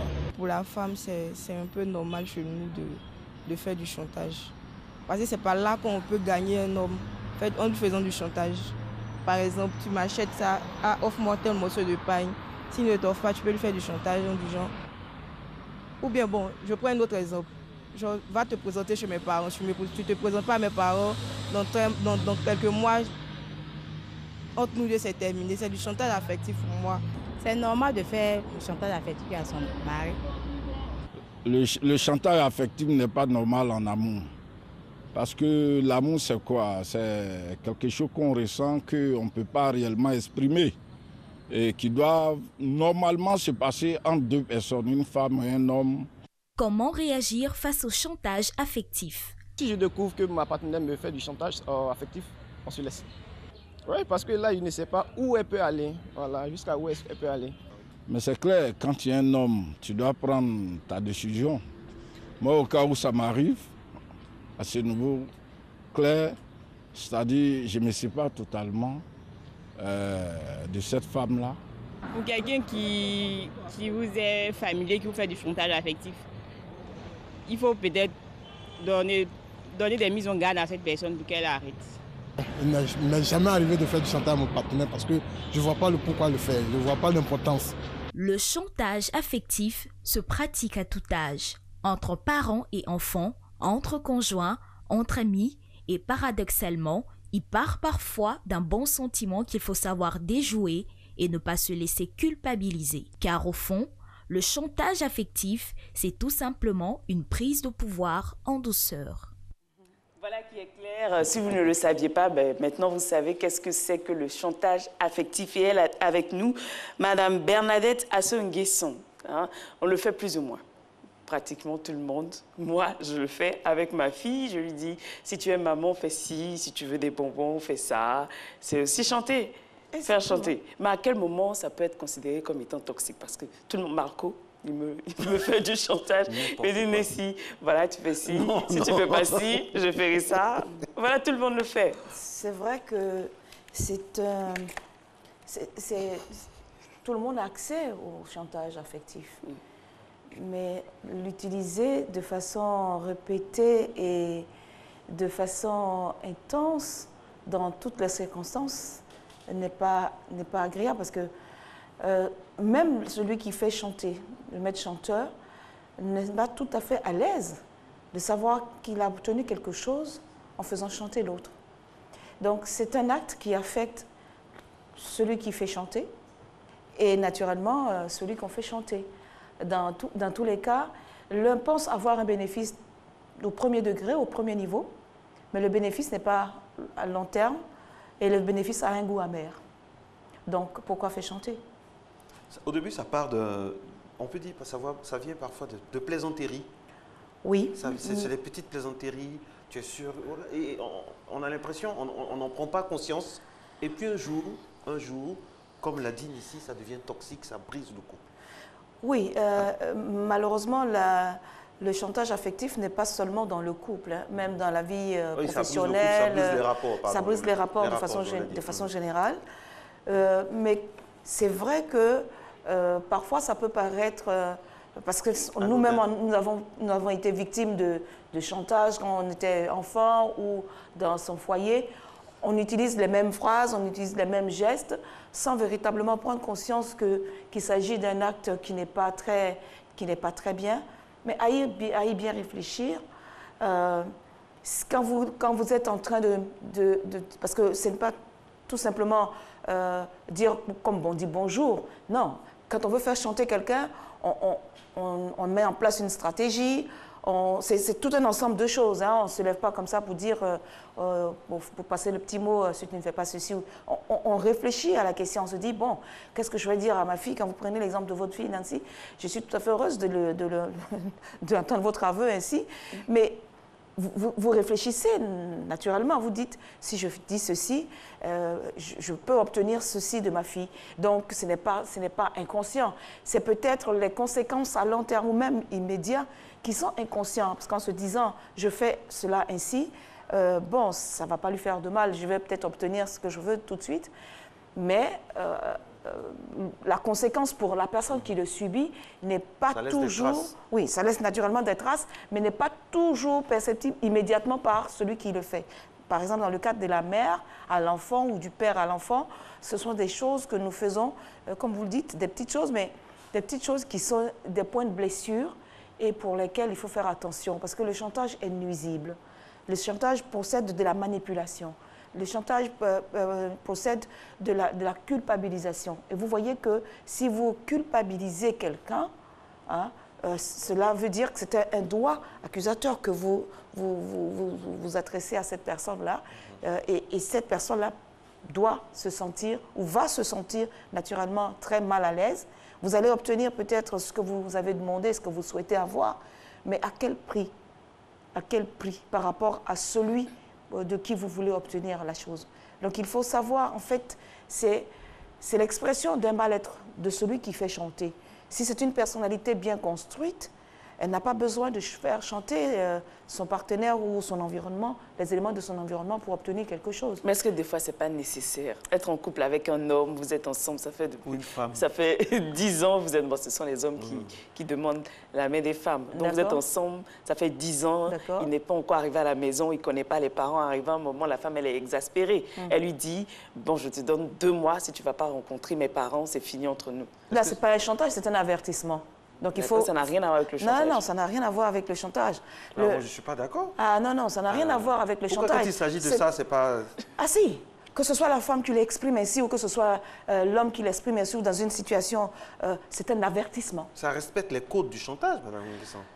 Attention, le chantage ne s'installe que par la répétition et par la profondeur de ce qu'on veut obtenir. D'accord? C'est un acte. Quand elle dit... Qui vous dit que dans ça, il n'y a pas de profondeur, il n'y a pas de répétition, elle ne passe pas son temps à... Quand elle dit... non, on ne passe pas le temps à dire si tu fais pas ceci, je m'en vais. Et puis 2 jours après, on est encore là. 1 semaine après, on est encore là. 1 mois après, on est encore là. 2 mois après, on est encore là. Ça veut dire qu'on ne sait pas ce qu'on veut. Ça veut dire que ce qu'on dit n'a aucune importance. C'est juste donc une phrase formulée pour faire du chantage. Attention. Quand elle dit de façon ferme, si ceci n'est pas fait, moi je m'en vais, c'est un avertissement. Il faut savoir faire la différence entre ce qui est un avertissement qui peut-être à un moment donné, on n'a pas conscience que c'est un avertissement qu'on a donné et qu'on dévie à la répétition, à plaisanter ou à minimiser la chose et puis que finalement on ne met pas à exécution ce qu'on dit. Non, en ce moment-là, ça passe dans le Donc c'est quoi? C'est dans la récurrence? C'est-à-dire quand elle le dit une seule fois, elle ne revient pas dessus. Ça, c'est pas un chantage affectif. Non, c'est pas un chantage. C'est comme si, par exemple, moi, je dis à mon épouse, par exemple, je n'aime pas ton attitude envers ta manière de te comporter envers les étrangers. J'aimerais que ça change. Oui. Et sans revenir là-dessus, oui. Voilà, j'aimerais que ça change. Sinon, donc c'est la même chose. Oui, c'est la même chose. Okay. Donc, le chantage affectif, quand on parle de chantage, il y a derrière cela la répétition, la récurrence de ce qu'on utilise, de ce qu'on fait. C'est un mode de fonctionnement, d'accord? Mais une phrase pour dire, qui donne un avertissement, qui veut qu'on prenne une décision, n'est pas un mode de fonctionnement. Cela peut devenir un mode de fonctionnement. En ce moment-là, on dit qu'on rentre dans le chantage. Parce que quand on parle de chantage, il s'agit d'obtenir dans l'immédiat quelque chose. D'accord? Et on culpabilise la personne. Quand on dit « si tu ne fais pas ceci, je m'en vais », il n'y a pas de, on ne culpabilise pas. On en fait un constat et on prend une décision. D'accord? Mais le chantage procède donc de manipuler la personne, on culpabilise et on obtient quelque chose parce qu'on connaît les faiblesses de la personne. Si tu m'aimes vraiment, fais ci. Si tu m'aimes vraiment, fais ça. On connaît la faiblesse de la personne, on connaît ses limites, on connaît ses peurs. Et donc, on utilise des moyens pour entrer et pour utiliser donc, ces faiblesses-là pour obtenir quelque chose. C'est cela la manipulation. Et c'est cela le chantage affectif parce que c'est mon mode de fonctionnement. Chaque fois que j'ai besoin de quelque chose, je dis, bon, je connais la faiblesse. Quand les parents parlent de bonbons, c'est la faiblesse de tous les enfants. Tous les enfants ont besoin de manger le bonbon, ils apprécient le bonbon. Donc, bon, ok, j'utilise ça parce que je sais que je vais avoir... tu n'auras pas ton cadeau de Noël, tu n'auras pas ceci. Oui, parce que c'est une faiblesse. Donc, on utilise ces éléments-là.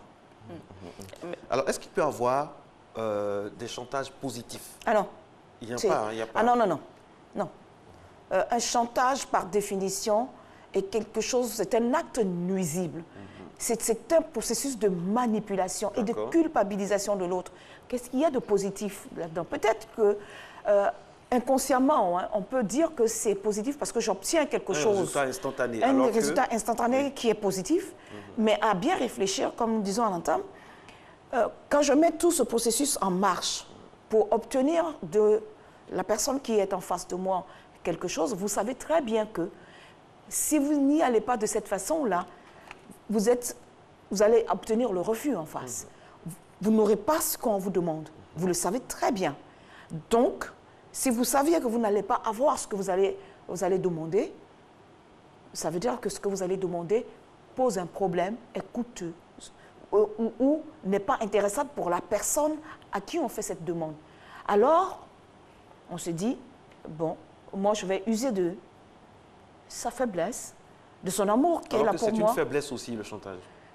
Nous disons à un terme qu'il s'agit donc de l'expression du mal-être profond de cette personne qui utilise le chantage. C'est une personnalité mal construite. Nous avons parlé il y a quelques temps en arrière des types de mères. Quand vous voyez la mère séductrice et le résultat que cela produit sur son enfant, c'est une personne mal aisée, mal dans son existence, qui utilise donc l'amour naturel qu'elle a pour son enfant et que l'enfant a pour elle en retour, pour obtenir de cet enfant-là de rester, de survenir, de rester toujours là, à ses petits soins, à faire un certain nombre de choses. Et cet enfant ne se construit pas. Donc, à la ligne, que fait cette mère? Elle détruit, pour son propre profit, l'enfant qu'elle devait aider à construire et qu'elle devait aider à se développer. Donc, il n'y a rien de sain dans le chantage affectif. Il n'y a pas de positivité. Ce n'est même pas possible de voir une certaine onde de quelque chose de positif dans le chantage. Je ne suis pas totalement d'accord avec vous. On peut être en couple, un homme qui n'aime pas se bouger. Par exemple, quand il y a les réunions de famille chez sa femme, il n'aime pas participer, il est un peu lent. Et la femme, elle peut utiliser son point fort, qui est peut-être sous la couette, dire à son mari, voilà, si demain il y a la réunion de famille, tu n'y participes jamais, si demain tu ne m'accompagnes pas, alors aujourd'hui tu ne me touches pas. Le pousser. C'est le chantage le plus fréquent. C'est un chantage très fréquent, c'est malheureux, mais nous disons que quand vous parlez de point fort, le point fort c'est pour qui? Pour vous qui êtes en train de le dire, parce que vous avez un instrument de pouvoir entre vos mains. Dans le couple, l'acte sexuel ou tout ce qui entoure la sexualité de façon générale, c'est un grand pouvoir que l'un et l'autre détient. Donc, l'utiliser à ce moment-là, sous la couette, au moment où vous pouvez obtenir l'effet tout à fait contraire. C'est un couteau à double tranchant. C'est un couteau complètement à double tranchant en disant sous la couette, ok, d'accord, je ne vous touche pas, d'accord, je ne te touche pas, d'accord, mais ça c'est pour l'instant là. Et demain, et dans une semaine, si c'est vous qui êtes dans le besoin, parce que la sexualité ou l'acte sexuel, c'est un besoin physiologique. Donc aujourd'hui, vous avez fait violence à votre partenaire parce que vous voulez obtenir quelque chose et vous avez utilisé cela, c'est une arme. Le chantage affectif, c'est une arme. Donc, attention, quand vous utilisez une arme, la détonation peut même vous détruire vous-même. Et donc, il faut faire très attention à l'arme que nous utilisons et pour quels résultats nous voulons obtenir. La chance qu'on a de vous avoir sur ce plateau, c'est que vous pouvez nous donner des solutions, des pistes de solutions. Comment faire pour ne pas tomber dans cet engrenage du chantage? Comment faire en sorte que lorsqu'on est tenté de faire chanter, ce qui, on va dire, est subséquent et naturel à tout être humain, à tout moment, comment faire en sorte que cela puisse être naturel? Parce qu'à la vérité, quand on commence à faire chanter quelqu'un, on n'est plus naturel. On n'est plus naturel. Et là, ça fausse tout. On obtient des choses dans l'instantanéité, là, c'est bien. Mais après, ça nous fait du mal. Comment faire pour ne pas tomber dans cet engrenage-là? Alors, nous disons que ce soit le maître chanteur ou la personne qui est victime donc, de ce chantage-là, le mal est des deux côtés. Quand on est maître chanteur, c'est déjà prendre conscience de ce que cela produit sur l'autre. Et même à votre propre niveau. Parce que quand vous avez fini de faire chanter, que vous avez obtenu ce que vous vouliez, il y a le goût amer de ce qu'on a obtenu par chantage. Donc, prendre conscience que j'obtiens certainement des choses qui me font avancer, peut-être dans le domaine professionnel, qui me font avancer, dans le couple, me faire obtenir un certain nombre de choses. Mais quand je me superpose ou quand je fais la collecte de l'amertume et de tout le goût amer que je reçois, ou que je ressens après avoir obtenu ceci, il y a quelque chose qui ne va pas, donc il faut peut-être que je demande de l'aide, comprendre pourquoi est-ce que ma façon d'agir à moi, c'est toujours d'utiliser donc ce que j'ai donné. Le chantage, ça peut être un acte ou comme une parole. Là, on est resté sur la parole, mais ça peut être des actes. Je reprends ce que j'ai donné, c'est un acte, ou la menace de prendre ce qu'on a donné. Donc voilà. Donc, il faut déjà prendre conscience de cet état de choses, ma façon d'agir, les résultats que j'obtiens et le contre-résultat que j'obtiens, est-ce que c'est profitable pour moi? Certainement pas, donc il faut demander de l'aide et demander de l'aide aux personnes qui peuvent vous apporter véritablement de l'aide à comprendre donc, ce qui se passe à votre niveau et vous aider donc, à sortir. Cela peut provenir de très loin. Le maître chanteur s'est construit non pas de façon spontanée, ce n'est pas la menace ou l'avertissement qu'on donne juste de façon spontanée, mais quand on devient maître chanteur, cela procède donc de notre développement psycho-affectif et émotionnel. Comment est-ce que nous avons été construits et pourquoi est-ce que nous avons seulement que ce moyen pour obtenir les choses? Par rapport donc à celui qui est la victime du maître chanteur, il faut déjà se rendre compte qu'il y a un malaise spontané, instantané, qui s'installe dès que je suis victime de chantage. Et justement, ça c'est si le maître chanteur prend conscience de cet état de fait et reconnaît qu'il aime faire chanter. Oui. Et quand il ne reconnaît pas, l'autre qui est en face, comment il doit réagir? Oui, alors c'est ce que nous voulons dire. D'abord, la victime donc, du chantage se sent tout de suite mal à l'aise. J'ai donné quelque chose que je ne voulais pas. J'ai fait quelque chose que je ne voulais pas. Et on a le remords. C'est pas naturel. On est rempli d'amertume. On est en colère contre soi-même. Quand on finit de poser l'acte, quand on finit de donner ce qu'on a donné, quand on finit de dire aussi ce qu'on aime, on pince son enfant pour dire « dis-moi que tu m'aimes ». D'accord? Donc, quand on a fini d'obtenir cela, vous sentez que, bon, la personne en face est bien malheureuse, elle n'est pas dans son état normal.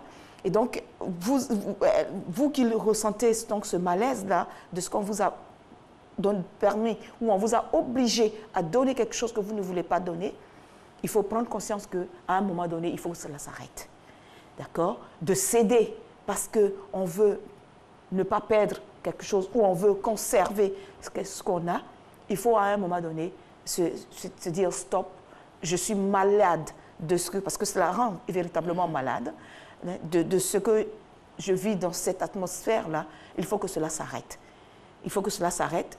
Et donc, quand on décide de dire stop, c'est donc commencer à dire non au chanteur, de dire non, ou de lui proposer autre chose, ce que vous êtes capable de donner, et non pas forcément ce qu'il veut. Donc, il y a tout un processus dans ce cas aussi. Il faut se faire aider parce qu'il y a des personnes qui sont victimes de chantage toute leur vie et qui ne savent pas comment il faut en sortir. Elles finissent par faire des maladies psychosomatiques et finalement vivent très mal dans le couple ou au travail, là où l'environnement dans lequel le chantage est mis à exécution. Et finalement, cette personne meurt à petit feu et finalement, ni l'un ni l'autre ne profitent véritablement de la présence de l'autre. À moins qu'on ne soit véritablement pervers, ça c'est une personnalité, qu'on soit véritablement une personne pathogène, cela existe aussi malheureusement, et on peut prendre plaisir à faire souffrir l'autre, on reconnaît que l'autre souffre, et l'autre aussi qui souffre reconnaît être dans une situation de souffrance, mais s'accommode de cela. Ce sont deux personnalités complètement pathologiques. C'est le maso qui supporte et le sadique qui prend plaisir donc à faire mal. Le chantage, hein, le chantage le plus corrosif, c'est celui qui est insidieux. Parfois, vous avez dit, hein, c'est dans des gestes, c'est dans l'ignorance, c'est dans... Voilà, et c'est vraiment pathogène. Alors, comment, à la vérité, ça prend sa naissance dans l'enfance? Dans l'enfance. Dans l'enfance ou par rapport à un événement qui a marqué votre vie, qui vous a bousculé et qui a tout renversé dans votre construction. Parce que l'être humain ne finit pas de se construire. Hein. C'est le physique qui finit à un moment donné à se construire.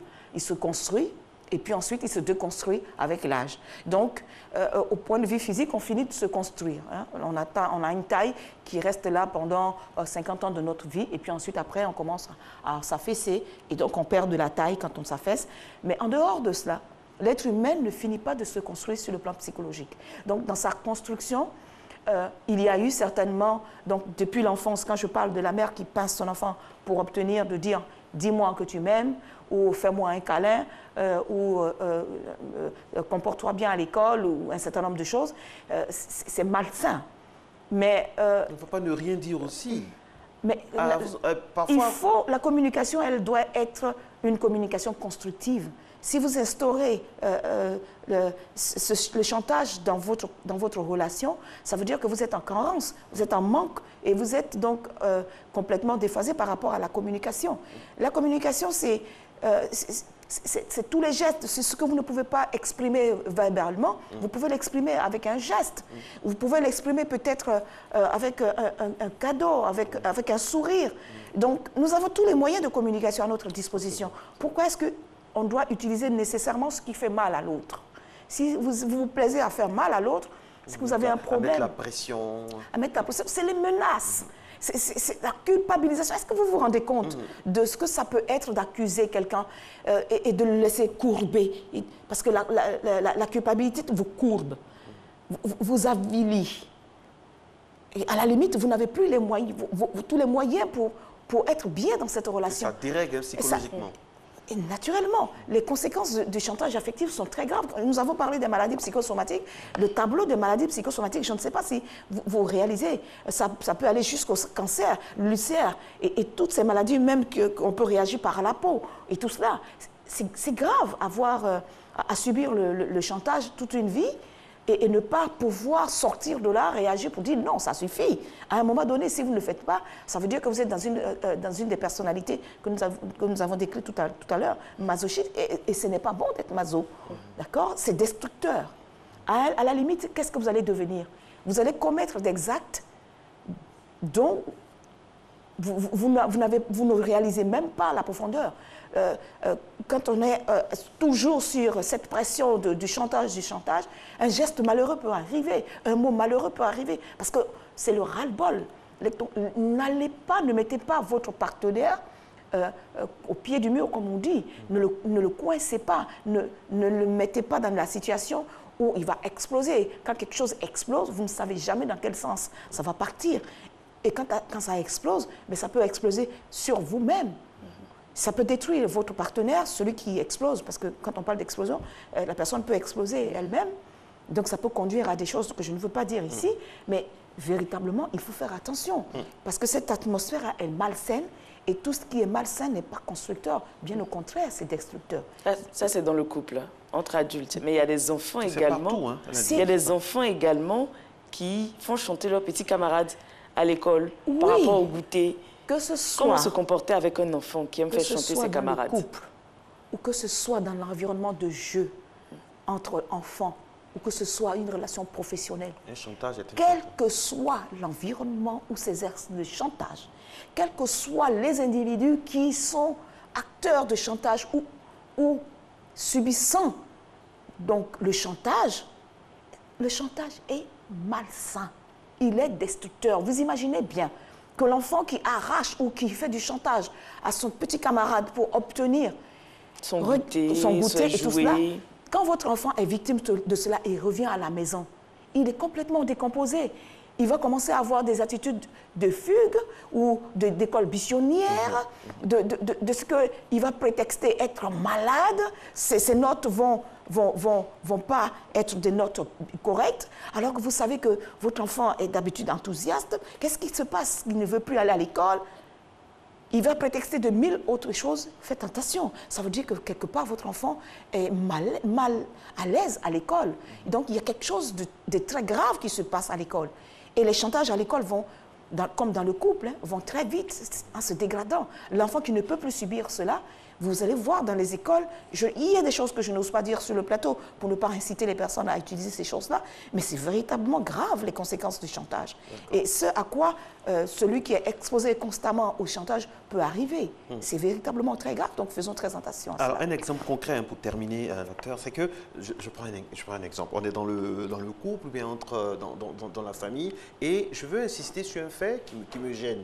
Au lieu de dire par exemple, je n'aime pas quand tu fais ça, la prochaine fois si tu fais ça, tu verras que je ne te donnerai plus de cadeaux, ou bien la prochaine fois si tu fais ça, tu verras.